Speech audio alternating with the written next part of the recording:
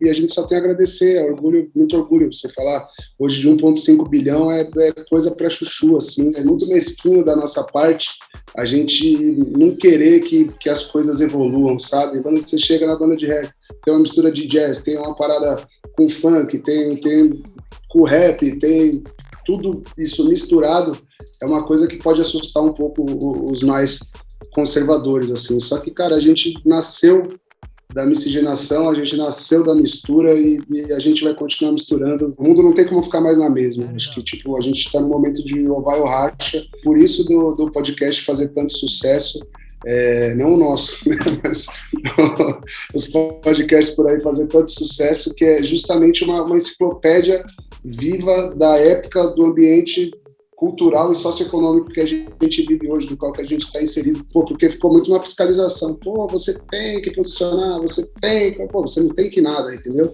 Eu acho que a partir do momento que a gente é livre, a gente trabalha numa sociedade, teoricamente, que a gente é livre para falar o que a gente pensa, a gente é livre também para não falar.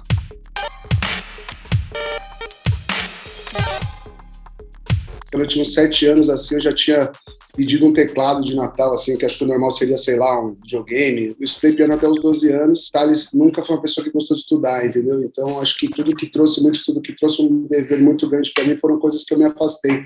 E a música foi uma das poucas coisas que nunca me cobrou tanto, nunca me cobrou nada, saca? Então, eu justamente vivo para ela. Quando eu tive uns 14 anos, eu achei um violão na casa da minha avó, e foi aí que eu comecei com as revistinhas, tocando Legião, comecei a tocar o Nat Roots, que estava rolando lá com o Beija-Flor, essas paradas, e foi aí que começou a coisa acontecer, e eu fui dessa maneira até meus 21, que foi quando tive a felicidade de conhecer o Diego, de começar a formar o que é o Maneva hoje, né? O que deu de fruto hoje, assim, 17 anos depois. Aí. Mas a história começa há pelo menos 30 anos atrás. Aí.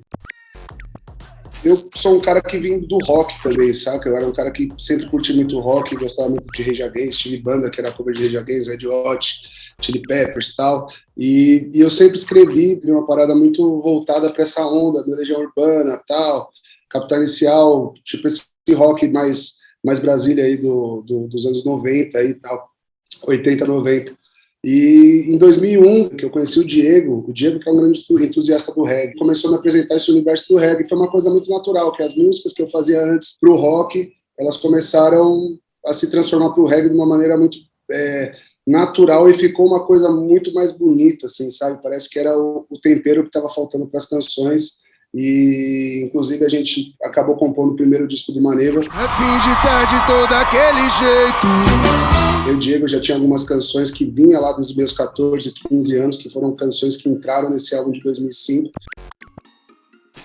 Eu dividi muito tempo da minha vida entre um trabalho numa grande empresa, que foi onde eu conheci o Diego, inclusive, com essa parada da banda. E naquele momento a música não supria exatamente o que eu estava precisando. A música sempre é uma coisa que eu amei, preciso conquistar minhas paradas, eu preciso fazer minhas coisas, e não estava suprindo. Então foi essa necessidade de estar trabalhando. A vida numa grande empresa, por mais tradicional que seja, ela tem um paralelo total com a banda, principalmente da parte de business, de metas, onde quer chegar. Eu na parte artística, tudo, e o Diego mais na parte do business. Esse trabalho sempre me deu muito suporte para eu poder ajudar o Maneva com um pouco de conhecimento que eu tinha nessas paradas de processo, dessa coisa mais lógica, dessa coisa mais tradicional. Quando chegou um certo momento que eu já não estava fazendo nada bem, já não estava trabalhando bem, já não estava dando o meu melhor na banda também, estava começando a fazer tudo mais ou menos.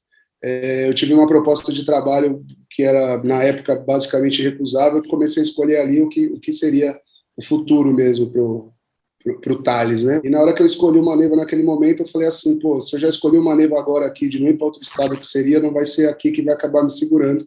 Então eu vou pilotar minha nave, vou cair para dentro do Maneva e fazer o melhor que eu posso na parada que eu amo. Não importa, a feira é dia de doideira e não de trabalhar. O grande lance da composição é você primeiro estar com a energia vibrando para aquilo que você quer escrever, né? Eu acho que é o principal ali, para surgir um tema, para surgir uma melodia, para surgir uma parada, eu acho que você tem que estar sincronizando o universo. Eu acredito muito que a gente não faz nada sozinho, eu não acredito que o Thales seja puro e simplesmente o compositor de grande parte das obras do Maneva, eu acredito que alguma coisa sempre nos é ditada nos é falada. Por mais arte, por mais criatividade que seja, toda parada tem uma parte técnica. Você precisa começar o quê? Imaginar os detalhes, né? Então, por exemplo, te apresenta o tema, te apresenta a cena, mas você tem que estar lá. E eu acho que isso justamente acaba retratando o cotidiano, porque é difícil você só imaginar essa parada também. Então, às vezes você está numa festa, num lugar, em alguma coisa que você vê, você fala, pô, poderia ser o ambiente dessa música aqui. Você começa a aproximar os detalhes da realidade com aquela inspiração que você teve meio que do universo, vamos dizer assim, né? Então, é um processo que funciona para mim, é um processo que veio para mim dessa maneira, não foi nada que foi desenvolvido nem nada, é uma coisa bem de feeling mesmo. O grande lance dos prêmios, certificações, resultados, streamings, views, eu acho que é regularidade, saca? Eu acho que não tem o imediatismo, né? Então, eu acho que o imediatismo, eu acho que ele é um inimigo. Ele pode te alavancar em certas coisas, mas acho que ele deixa muito mais a desejar do que ele te impulsiona, né? Então, quando a gente pega o Maneva, a gente fala do Maneva desde lá 2005, a gente sempre foi um degrau de cada vez. A gente foi 10 anos, durante 10 anos da nossa carreira, a gente foi banda independente, muita coisa a gente descobriu na raça, muita coisa a gente não sabia fazer, acabou aprendendo.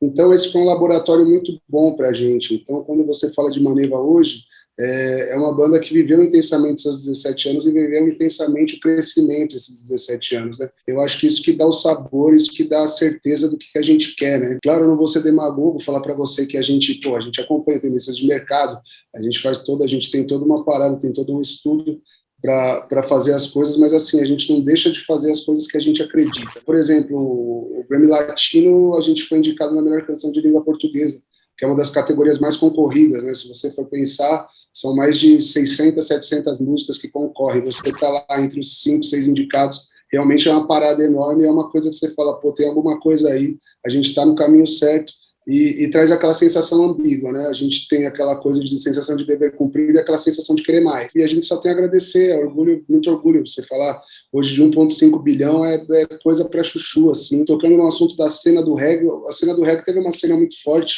mas foi uma coisa que pegou muito no underground mesmo. Algumas bandas se tornaram main, como Natin Roots, o Planta e Raiz, o Cidade Negra, tal, que foi uma coisa que realmente estourou aquela bolha do underground, né? Então, cara, a gente fazer parte aí desse, não querendo nos comparar, a gente tem uma caminhada até muito longa, mas acho que a gente está no caminho, e as certificações, os números do Maneva, acho que corroboram com isso daí. Seja para mim o que você quiser, contanto que seja o meu amor. O Mundo Novo, ele é justamente o que ele quer dizer, assim, a princípio, quando você olha de primeira, né, que ele traz aquela parada da renovação, ele traz uma sonoridade diferente, ele traz uma coisa mais moderna e tal, só que se você olha bem para ele de uma maneira, com um pouco mais de atenção, você vê que é um novo que celebra o antigo, né? Então você pega hoje a linguagem visual do álbum, eles são telas pintadas pelo Gwen, que é um artista plástico incrível, que teve direção de arte do Érico Belém, que trouxe o quê? Uma parada mais rupestre para esse álbum, né? Traz símbolos, né? Então, símbolos que cada símbolo define uma música, então são 10 símbolos que definem as 10 faixas. As primeiras marcas que a gente tem são símbolos, são coisas, a primeira linguagem escrita que a gente teve, e a gente já associa isso com o Mundo Novo, né? Então, tipo, não existiria nada da pintura que a gente tem hoje se não fosse aquela parada lá atrás, né? E o DVD também a gente gravou na Fabriqueta, que é o antigo moinho das indústrias Matarazzo, que ali nasceu, uma grande parte de São Paulo foi construída ali, junto com os imigrantes que chegaram. A gente conseguir lançar um álbum chamado Mundo Novo, a gente coloria a Fabriqueta com projeção mapeada, com palco super moderno, e tá fazendo um trabalho ali onde nossos ancestrais trabalharam, pra gente foi uma parada também que casou muito no conceito desse álbum. Então, acho que esse contraponto traz justamente a característica principal do Mundo Novo, que é celebrar o antigo sem esquecer da renovação e trazer também a sensação de coletividade. O mundo não tem como ficar mais na mesma. Acho que tipo, a gente está no momento de ou vai ou racha, e a gente acredita muito que o Mundo Novo ele vem para celebrar justamente o nosso compromisso com a gente mesmo de gerir o nosso tempo melhor, que é o nosso maior tesouro, é o nosso tempo, e também gastar seu tempo melhor nas relações humanas, né? Você está sempre pensando num coletivo, cuidar do outro como você cuida de você, para a gente poder alcançar realmente um mundo de compreensão, de reflexão e de empatia, para a gente sempre poder evoluir como sociedade e como espécie. 17 anos de carreira, realmente aparecem os haters, né? O tal dos haters, né? E hoje, com a velocidade da informação, as coisas elas ficam muito mais evidentes, assim, né? Então, eu acho que a gente, por sempre estar misturando, porque a gente é experimental. Desde o nosso primeiro disco, a gente é experimental. A gente é um laboratório de sonoridades. A gente traz coisas que a gente acha pertinente ao nosso som. E, cara, a gente sempre sofreu com críticas, né? Primeiro, essa daí era mais clássica, que o Manevo não era reggae, essa daí é bem clássica. A gente foi convidado pelo Neguinho do Cacheta para fazer o DVD dele, que é um cantor de funk.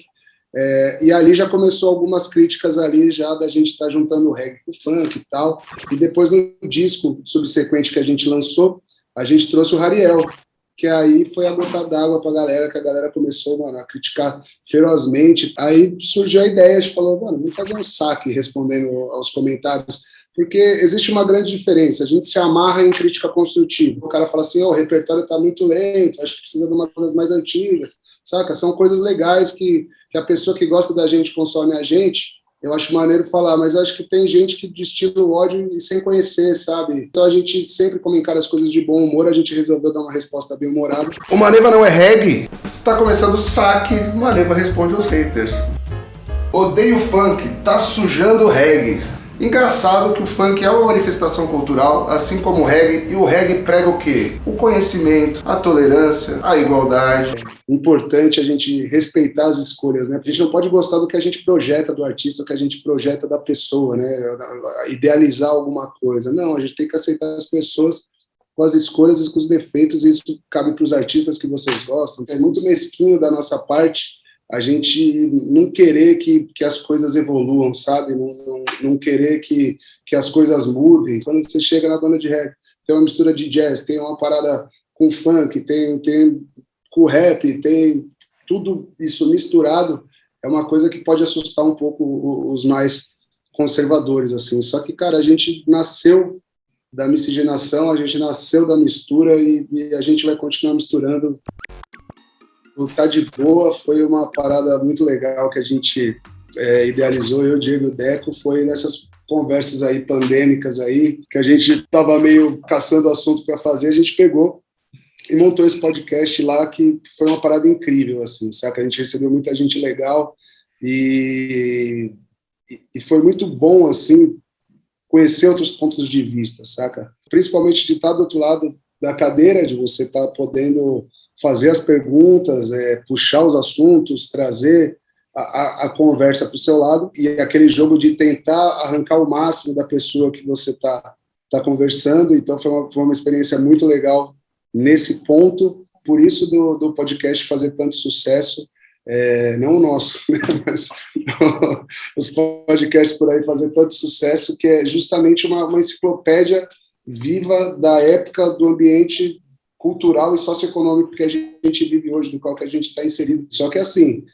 quando começou a voltar muitos compromissos da banda, a coisa não tem jeito, é uma coisa que demanda tempo, não é brincadeira fazer, é um trabalho seríssimo, exige pesquisa, exige estudo, exige muita coisa assim que você, do lado do entrevistado, que sempre foi ao meu lado, você não imagina a preparação que é essa parada. Eu não sou jornalista, então para mim é pior ainda, é mais difícil ainda, mas foi bem legal, foi uma experiência bem legal. Cara, esperem aí vários convidados, várias paradas, esse papo maravilhoso, assim, que é justamente sem compromisso nenhum.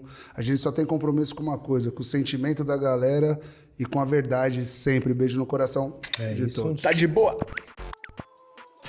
Sou a favor da liberdade, saca? Eu acho que se a pessoa ela quer se posicionar, pois bem, se posicione, tem todo o direito, tem todo o dever também, se achar que deve, de ter que fazer. Mas eu respeito também quem não se posiciona também publicamente, né? Então, quando eu falo de vacina no meu Instagram, quando eu dou algumas opiniões políticas no meu Instagram, são exatamente coisas que eu estou sentindo, que é uma opinião pessoal minha e não reflete exatamente a opinião da banda, que na realidade o Maneva é composto de 5 pessoas que têm pensamentos diferentes, cada um tem uma criação, cada um tem uma visão de mundo. Então, toda vez que eu acho que eu tenho que me posicionar, eu me posiciono no meu pessoal, porque ficou muito uma fiscalização. Você tem que posicionar, você tem, você não tem que nada, entendeu? Eu acho que a partir do momento que a gente é livre, a gente trabalha numa sociedade, teoricamente, que a gente é livre para falar o que a gente pensa, a gente é livre também para não falar. você é uma pessoa pública, todo mundo acompanha, a gente não sabe da intenção de cada um, a gente toma certos cuidados. Mas, assim, eu acho que hoje a gente está numa energia tão boa, assim, acho que como uma Neva, como fase de vida, como fase de família, que eu acho gostoso poder divulgar meu trabalho, poder divulgar minha família, poder divulgar tudo que o reggae tem me dado, saca? Tudo que o reggae tem proporcionado para mim, assim, ter, o reggae na Caras, saca? Tipo, na Casa Vogue, sabe? É umas paradas que você sofre algumas críticas por isso, mas eu acho que é importante mostrar o quanto que o reggae realiza, o quanto que ele te propõe uma vida maneira pra caramba, assim. Eu acho que é justamente nesse exemplo que a gente traz mais pessoas pro reggae também, saca? Então, eu acho que quando eu falo da minha rede social, eu tento mostrar um pouco o quanto que está sendo bom minha jornada musical, minha jornada no reggae, o quanto que está sendo bom misturar o reggae com outras coisas, o quanto que está sendo bom conviver com a banda da maneira que a gente convive. Então, eu acho que a rede social traz justamente também essa energia da celebração, saca? Então, acho que quando a gente fala da rede social do Thales, a gente está falando um pouco da celebração ao trabalho, celebração à vida, celebração à família, e, claro, com as opiniões, sejam assuntos polêmicos ou não.